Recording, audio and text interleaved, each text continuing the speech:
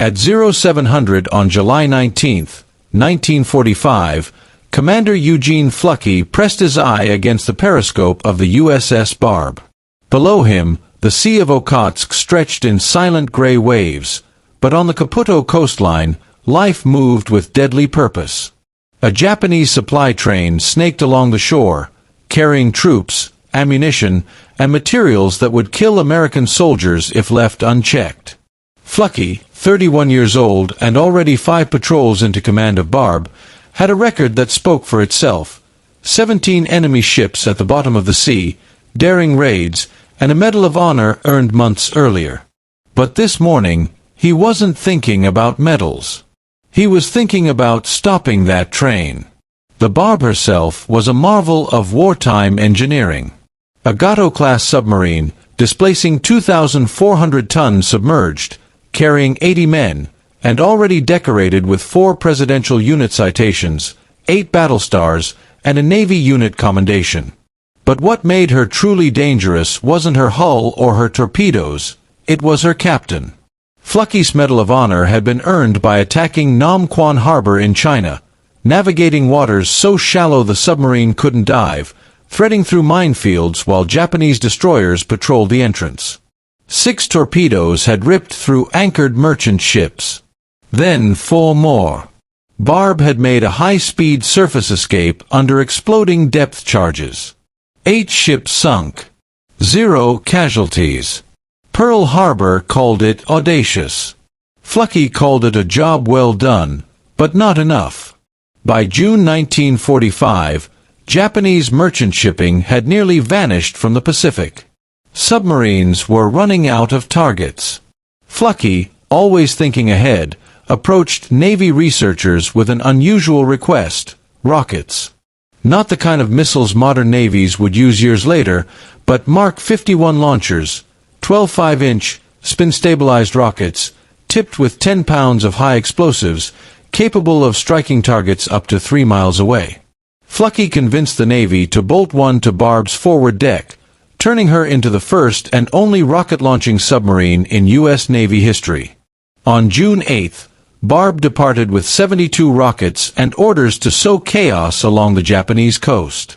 By June 20th, she reached northern Hokkaido. 2 days later, in the dead of night, Fluckey surfaced 3 miles off Sherry. Population 20,000, industrial district feeding the Japanese war machine. Barb turned broadside to the shore.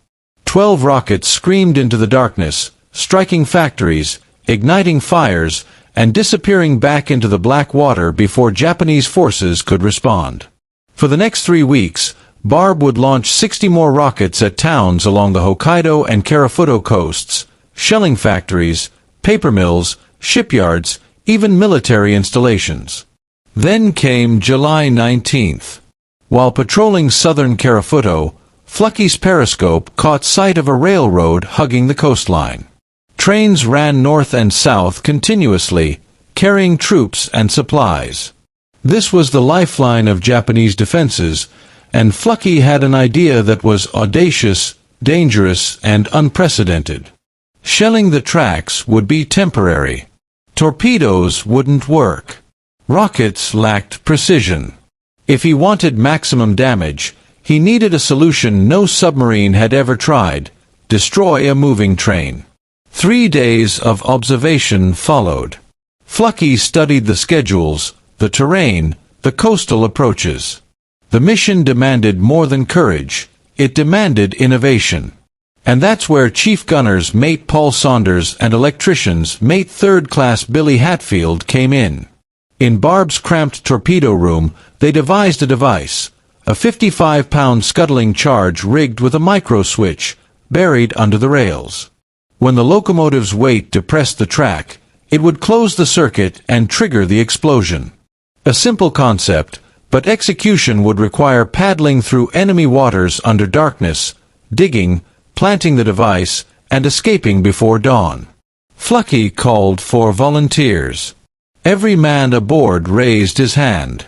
He selected 8, Saunders and Hatfield, their skills critical, joined by Lieutenant William Walker, Signalman 2nd Class Francis Sever, ship's cook First Class Lawrence Newland, torpedo man's mate Third Class Edward Klinglesmith, and motor machinist mates James Richard and John Marcus.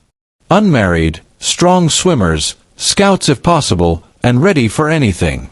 They prepared meticulously, improvised digging tools, waterproof flashlights, life vests, and stakes to fend off guard dogs. They waited for the perfect weather, cloud cover to hide the moon, calm seas, darkness. The night of July 22nd arrived. Barb crept to within 950 yards of the shore. Only 36 feet of water beneath her, running silently on electric motors. The 8 men pushed off in 2 rafts. Saunders and Walker led the first, Hatfield and Sever with them. The second carried Newland, Klinglesmith, Richard, and Marcus. They paddled through silence, darkness hiding them completely. For 25 minutes, they reached the beach, dragged their rafts ashore, and moved inland. These were the first American combat troops on Japanese home island soil in the Pacific War. Every step was on enemy territory, where discovery meant certain death. High grass, drainage ditches, uneven terrain slowed them, but they moved carefully, silently. At 0:50, they reached the railroad embankment. Fluckey's prior reconnaissance had been precise. Straight tracks, flat ground, maximum train speed. Hatfield selected the perfect spot, and the men began to dig. 30 minutes in, another train thundered past from the south, unseen, giving them only seconds to freeze in place. The first train had gone, the second passed. They worked quickly, their lives depending on speed and precision. Hatfield placed the explosive, wired the micro-switch, double-checked the connections. Buried beneath the western rail, the 55-pound charge was ready. The 6 men retreated carefully, crossing back through ditches and grass, rejoining Newland and Richard at the rafts. They had been ashore 1 hour and 40 minutes. Fluckey had moved Barb closer, minimizing the distance back, but the risk remained extreme. As they paddled back, the northbound train approached the buried charge. 68 tons of steel, wheels pressing the rails just enough to close the circuit. And then, explosion. A fireball erupted, steam and metal flying into the air. The locomotive disintegrated, freight cars piled into a twisted wreck. Barb, now 700 yards offshore, watched as chaos erupted on the Japanese coastline. It was the first and only time in history a submarine destroyed a train.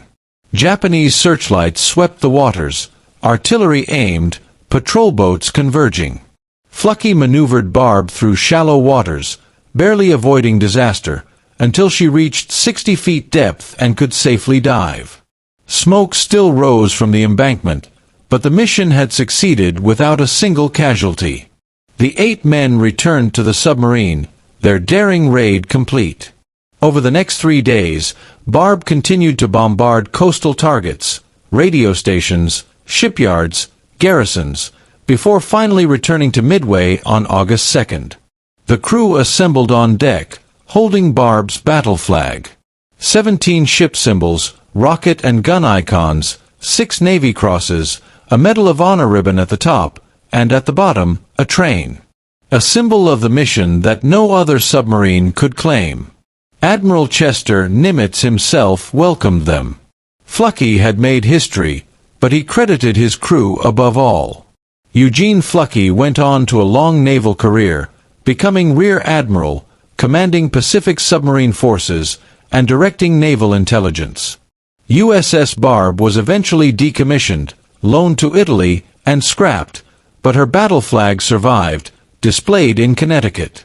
The train explosion on Karafuto remained legendary.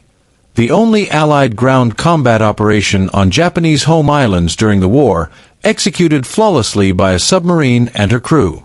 17 ships sunk, 96,000 tons of enemy shipping destroyed, rockets fired, shores bombarded, and a train obliterated. But Fluckey's proudest number remained 0 casualties. Every man returned alive. The story of USS Barb proves that war isn't just about weapons. It's about ingenuity, courage, and commanders who put their men's lives first.